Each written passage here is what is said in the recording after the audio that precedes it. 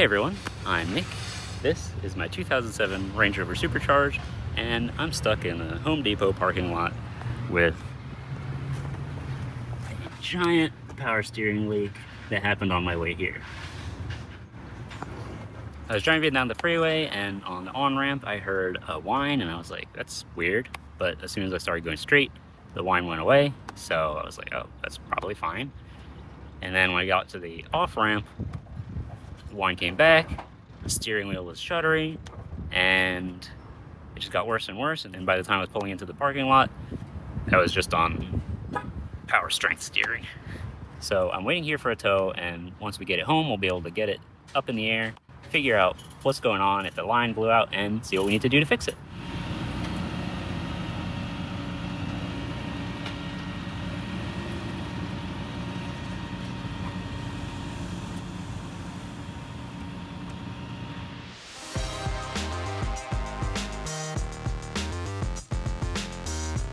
All right, so the truck's home, it's in the air, the wheel is off, and it's time to find out what happened to this power steering system. Now, let me tell you, maneuvering this truck without power steering is a hell of a job. The tires are really big and wide, and it's pretty heavy, so it's a big effort to maneuver it around. I don't recommend losing power steering. All right, let's see what's going on. See right here, there's a puddle, and it did drip on its way in. Okay, so it looks wet on this side. Well, the good news is the steering rack at the end looks good here, and this does not look good. And you see that rust there? That doesn't look very good. I don't know what this loop is. It just comes here, turns around, and goes back towards the steering rack back there. But I think that rust, it might have just given way and it just leaked out after that. And you can see in here, there's a bunch of fluid. So, but looking further in, that looks dry in there. Yeah, okay. Maybe it's just this. That would be one line, I think, or two connections.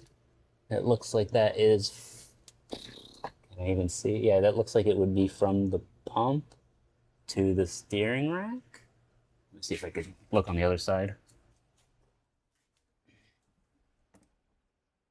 Yeah, lines look good over here, so that's good. Yeah, I think it might just be that loop. So let's get this panel down and we'll take a closer look. I just need to hope that I don't get fluid spilling on me as I take this off, but we'll see.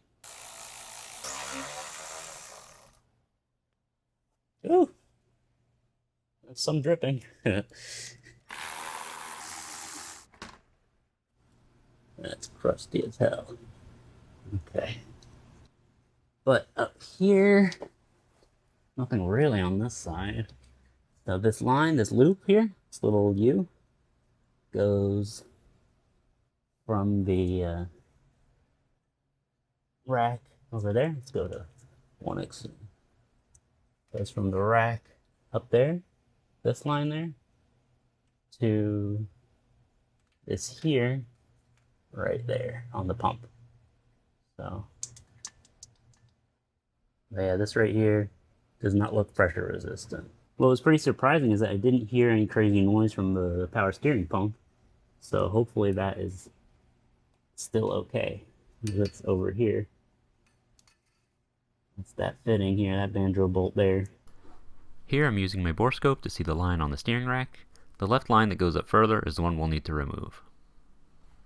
It looks like it's only one hose that needs to be replaced, which is great news. It goes between the power steering pump and the steering rack. And fortunately, the steering rack looks fine, and the pump itself didn't make any crazy noises when I moved it in, even though most of the fluid is on the floor here and in the parking lot where I broke down. Getting to the side of the hose that's on the steering rack may be a bit of a reach, but we'll make it work. Now I just have to go figure out what the hose is so I can get it ordered and get this back on the road. All right, so it's a few days later. I've got my replacement part right here. There's the OEM one that you can get for about $300. This one was about $70. And let's open it up. So everything looks nice here. We've got 4 new crush washers. I think there's 2 sizes. We'll match that to what we need. And there's a little plug too. So while we're working, we can plug whichever one this goes to. Probably the pump side. We'll see. We also have a little mounting stud here, which is nice. And that goes right in here. So it replaces the one that's in place. I think there's one that comes without that, and you have to reuse the bracket from the original one. So that's one of the reasons I went for this. So you could unbolt it, but since it was so rusty on our old part, I didn't have a lot of confidence that this would come off properly. I've removed the wheel on the driver's side as well, so you can get a little bit of a better view of what's going on. Right there, we can see where the line attaches to the power steering pump.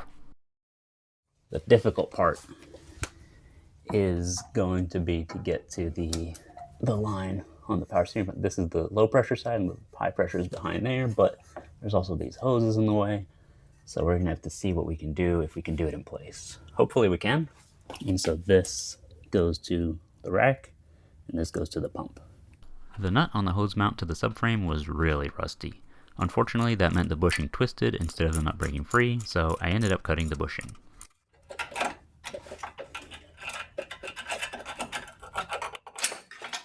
I had to cut the bushing, then I have to figure out how to get it off this nut. So if your bushing for the line ends up seizing up or something, in my case, the nut rounded off, it turns out on the factory part, there's a hex set up here, and it's a 21. So you can just pop that on the other side once you cut the bushing or use a wrench or something. It's a little hard to get to, but you should be able to do it. In my case, I ended up having to grind it out, and then it came out. And if you do need to replace the nut here, it is a M6 nut. So we got a flange nut and a washer in here. So that'll be good to go once we're ready to put it back together. All right, so right here, this is 22 millimeter bolt thing for the pump to the high pressure line that we're replacing.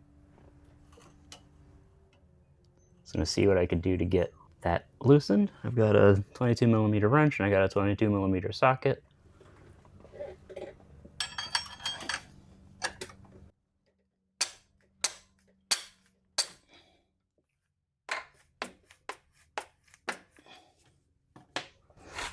There we go.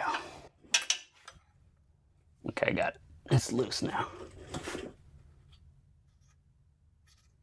I expect this to drip, but we'll see.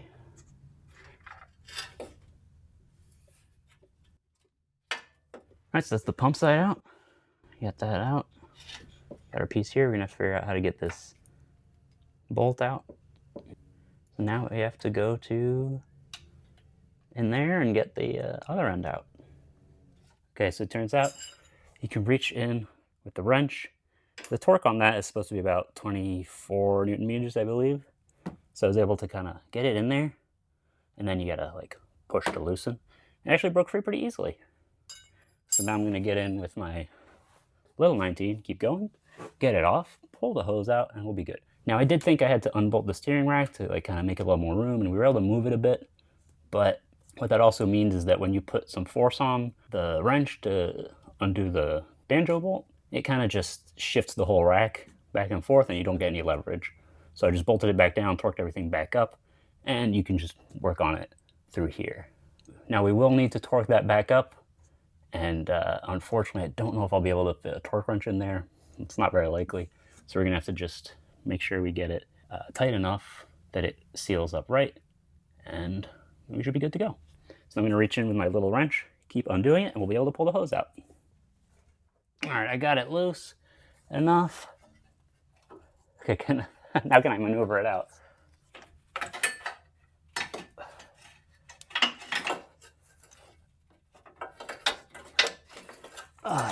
Yeah. You see this?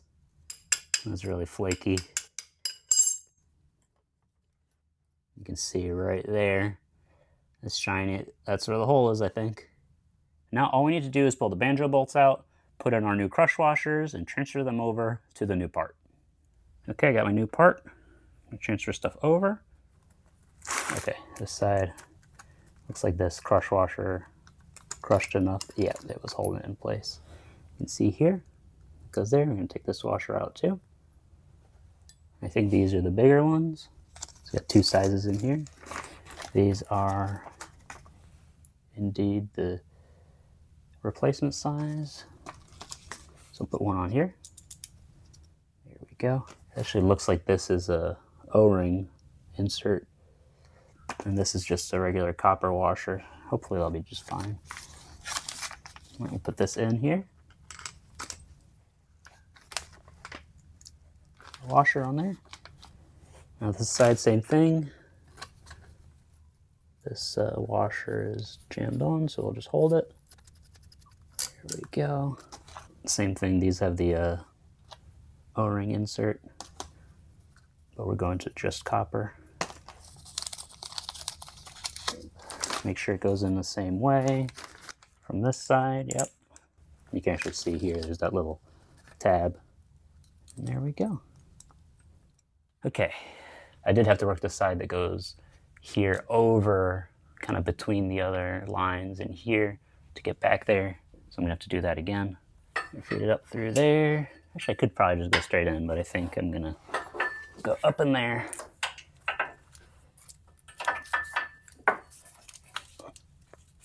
Did I go on? No, I went over this.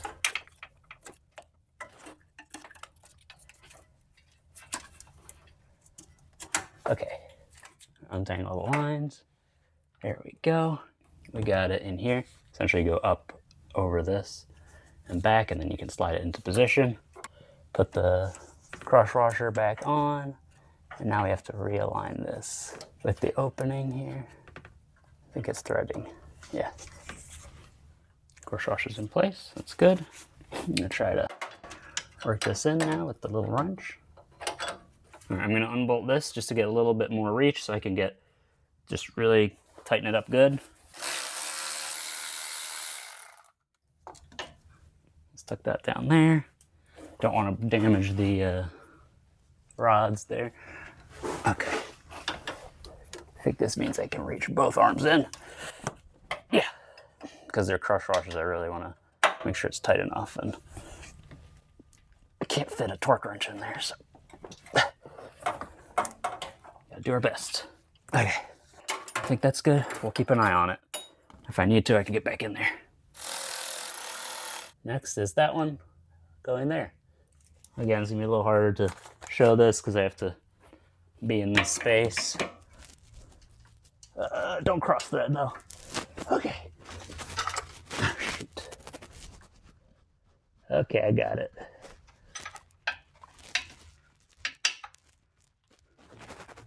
Okay, so this one goes to 25 Newton meters. The one up on the rack is 28 Newton meters. Oh, well, I was already there. Okay, here we go. Now, if you do need to remove the rack for whatever reason, the bolts here are 100 Newton meters, and the little bolt right there is 24, the one to the steering column. Next is going to be bleeding it and making sure there's no leaks. Oh wait, no, I forgot something. We got to attach this. This one's actually easy. We can actually see it, and it's just a 10. All right.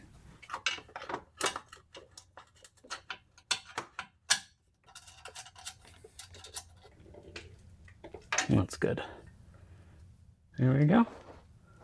Should be just fine. Once we've bled it, we'll monitor for leaks, then we'll put the cover back on, and put the wheels back on, and we'll be good to go. Now it's time to top up the power steering fluid. Well, we're gonna have to do the whole bleed because it's essentially empty. You can see the markings here. We're gonna fill it to max. We'll run the engine 10 seconds, refill it, and then we'll keep going. We'll go over the process in a little bit.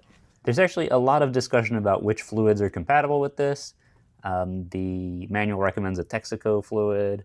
Then there's the OEM Range Rover fluid you can get from places like Rover Parts or FCP Euro. There's an ACE version, and then there's like a whole list on a forum post. I'll leave a link in the video description if you want to check that out.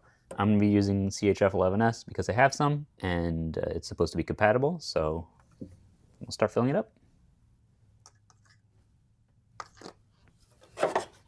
Oh, and a tip, if you want to pour more slowly, pour this way, because if you pour on this side, it'll come out faster, or sooner, I guess. So you can choose how you want to orient it. The fluid that came out when it leaked was also pretty green. Okay, we're topped up. Obviously this is gonna drop way down as soon as we power this on because we're gonna be refilling the whole line, plus everything that leaked out. And we're gonna start the engine and run it for 10 seconds.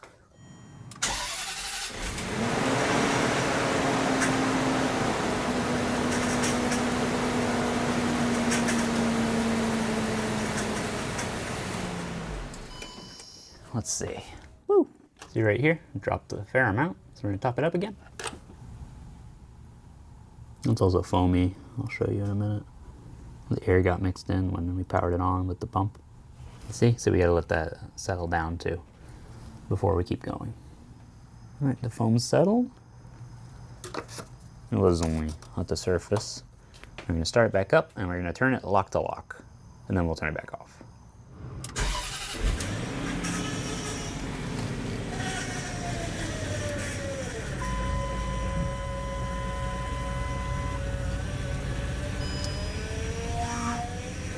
Okay, it's making some noise.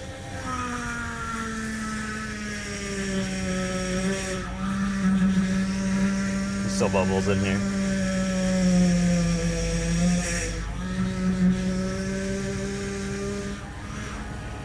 Okay, turn it back off. Okay, let's drop down a bit. It's a little foamy again. I'll let that settle a bit. I'm gonna look around to make sure it's dry down below. Don't see anything there, that's good. Now our last step, supposed to be the last step, is to run the engine for 2 minutes and then turn the wheels lock to lock, turn it back off and check again. It's actually a pretty straightforward procedure. I've done much slower power steering bleeds on other cars, like my Mercedes. It took quite a while turning the steering wheel back and forth until it was at the right level.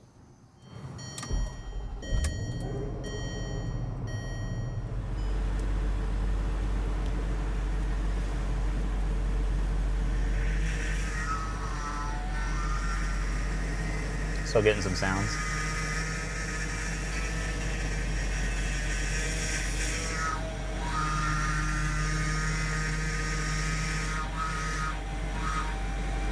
Still noisy, okay. Let's go check on it.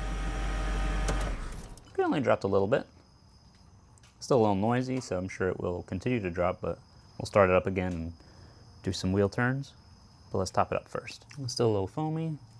Earlier it just went down in a couple minutes, so it should be pretty quick. I'm actually surprised I haven't had to put more fluid in, but I guess it didn't completely drain because it kept leaking until I got it in the garage.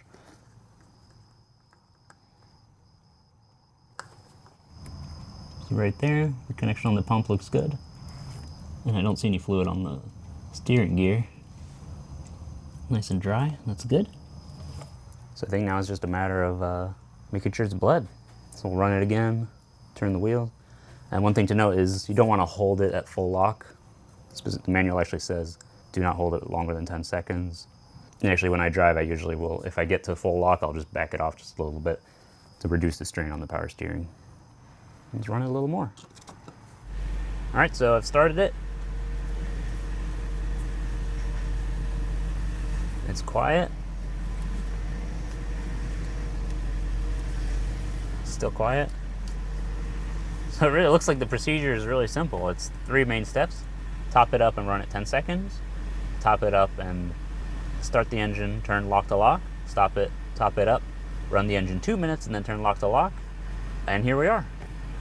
I'm gonna keep an eye on it. I'm gonna let it run a little more, do a couple more turns of the steering wheel, but right now it's quiet. I don't hear anything else. So that's really good. It's a really easy procedure. Looks like it's come down again just a little bit. Just top that back up. Almost no foams, just a couple bubbles.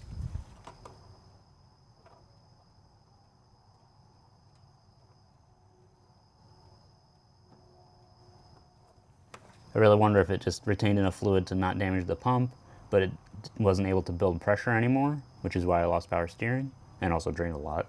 Because I've only put about a quart in, and I think the full capacity is about 2 quarts. But that may include the whole steering rack and the cooler. I'm not 100% sure. But yeah, we'll keep an eye on the level in the next few drives, or next few starts. I think we're done. That's a good success. Check one more time down here. Yep, everything looks dry. Awesome. Now all I need to do is put this back on, and we're done. So that's the power steering fixed. I'm glad it was just the hose. It went kind of easier than I expected, which was good. And I'm really surprised with how easy it is to bleed this power steering system, which is a big plus. Well done, Range Rover. So with this ready to be back on the road, I'm going to be able to bring my $400 W220 S-Class back in the garage to finish working on that. Next video, I'm going to be putting in the new glass in the driver door, and I'm going to be working on the PSE system a little more. Now, on a slightly different topic, I do have a goal of hitting 10,000 subscribers by the end of the year. So if you're not subscribed yet and you enjoy these videos, hit that subscribe button down below. And if you enjoyed the video, don't forget to leave a like, and if you have any questions, let me know down in the comments. Thanks for watching, and I'll see you next time.